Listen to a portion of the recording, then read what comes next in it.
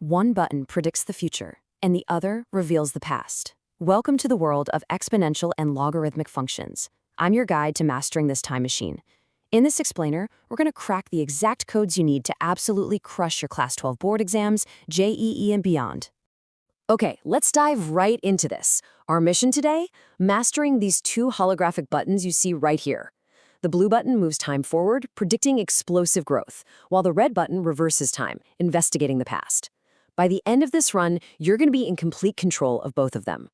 So let's kick things off with the forward machine, which is all about growth and decay. Imagine placing a single magic seed inside our machine. Now, press that blue button once. Boom, one seed becomes 2. Press it again. 2 becomes 4, then 8, then 16. Notice the math happening here. We aren't just adding, we're multiplying by a constant factor every single time. That explosive momentum, that is the pure essence of exponential growth. But to actually control this machine, we need to understand its underlying code. It's a formula you'll see constantly in your NCERT textbooks. F of x equals a multiplied by b to the power of x. It's pretty simple when you break it down. A is just our starting value, like that single seed. B is our growth factor. And x, well, x represents time. So with every single push of the blue button, the quantity gets multiplied by b. But wait, what if we input a melting ice cube instead? Say half the ice melts each hour.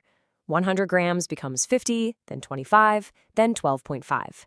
This is what we call exponential decay. Believe it or not, it's the exact same function. The secret actually lies entirely in the base, that b value. If your base is greater than 1, your graph grows. But if the base is somewhere between 0 and 1, it decays. So it's one machine, but two wildly different futures. Now, let's look at graphing the future and visualizing what this growth actually looks like. Think of our exponential growth graph literally like a rocket launch. At first, it climbs really slowly off the launch pad. But then, it goes faster, and then much, much faster until it's basically shooting straight up into space.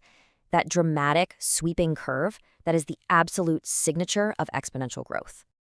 Now, here's a really cool quirk. If we rewind and look backward, no matter how far back you travel along the timeline, the graph gets closer and closer to the x-axis, but it never actually touches it. It essentially creates an invisible floor. Now, if you're prepping for competitive exams, you'll definitely know this invisible floor as the horizontal asymptote.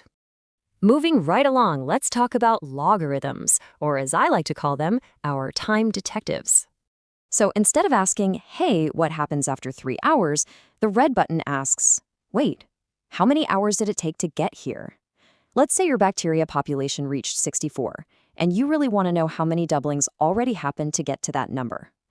Well, this is exactly what logarithms do. Written as log base b of x, they are our ultimate time detectives. If we ask 2 to what power is 8, the answer is 3, right? Therefore, log base 2 of 8 equals 3. You're literally just working backwards. If you want a totally foolproof memory trick to keep this straight for your CBSE or JEE exams, just remember this. The exponential function predicts the future, while the logarithm investigates the past. The blue machine moves forward, and the red machine rewinds. They have a perfectly inverse relationship. Let's move on to the next piece and see how this builds with the magic inverse mirror. Picture this. Imagine an exponential graph walking right up to a magical mirror. The mirror reflects it, and what walks out the other side? The logarithmic graph. The mirror line itself is represented by the equation y equals x. And here's the kicker. When the function crosses this mirror, every single coordinate swaps. The x becomes y, and the y becomes x. That is exactly how inverse functions behave in the wild. Okay, let's look really closely at the system's interface, because this is highly testable material. Exponential functions have a super generous input, or domain. They'll accept any real number, but their output, the range, is strictly greater than 0. Remember that invisible floor we talked about? Well, because logarithms are the exact inverse, everything swaps. For a logarithm, the domain can only be positive numbers. You absolutely cannot hand it a 0 or a negative. And because of that swap, its boundary becomes a vertical asymptote. Now, sometimes your calculator doesn't actually speak the exact language of your base. Like, need log base 7? No problem at all. We just use the change of base formula, which acts like a universal translator. Log base 7 of x is simply log of x divided by log of 7. It's basically a magical formula that ensures your calculations are spot on every single time. So, where do we actually use this? Let's check out some real-world missions, because this math is truly everywhere. I mean, these aren't just abstract ideas on a chalkboard. When compound interest builds your wealth in the bank, that's exponential growth. When radioactive substances decay in your physics lab, that is exponential decay.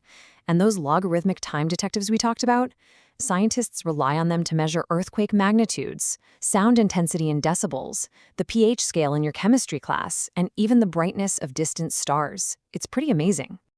All right, time for a quick systems check. Let's do a final quiz. Okay, before you officially graduate from the time machine, here is your very first challenge. Which of our two functions works backwards to investigate time? And secondly, based on its domain rules, can it ever accept negative numbers as an input? Think about it for a second. You guessed it, it is the logarithmic function, and absolutely no way it cannot accept negative numbers, or even zero for that matter. Its domain is strictly positive. Great job locking that concept in. Moving on to the next rapid-fire round. What is the exact inverse of an exponential function? And if the base b of our machine is greater than 1, does our graph grow or does it decay? The inverse is logarithmic. And if that base is greater than 1, it means explosive rocket launch growth. Congratulations on completely mastering the mirror line. So, the crucial point is this. Here's your final cheat sheet. Exponential functions predict the future through growth or decay. Logarithms are your time detectives investigating the past. A base greater than 1 means growth, while a base somewhere between 0 and 1 means decay. And they reflect perfectly across that magical mirror line of y equals x. You have officially mastered the two most powerful mathematical time machines out there. You now have the secret codes you need to ace your Class 12 boards and competitive exams. So, I'll leave you with this provocative thought. Next time you're sitting in a high-stakes exam and you see a power, or you're asked, how many times did this happen? Which time machine button are you going to press? Keep exploring, study hard, and I'll catch you in the next explainer.